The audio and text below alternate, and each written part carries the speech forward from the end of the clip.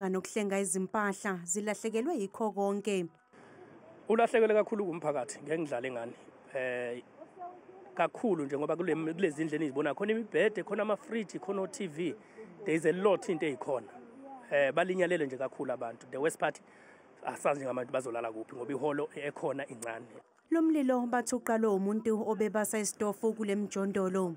Umlilo uqala endlini yakhe ngoba ucela omunye usisi osebenza eKFC ukuthi emsize. Mina ngifonela omunye umfowethu ukuthi ngiyezwa ukuthi kuyasha la ngoba mina ngingale. Ingane encane ilashelwe ukuhishwa intuthu ngabezosizo oluphuthumayo endaweni yesigameko.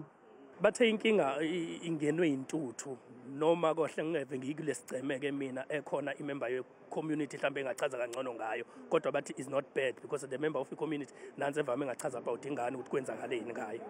Umasipala weTheku uthi abezimo esiphuthumayo bayaqhubeka nokuqapha isimo.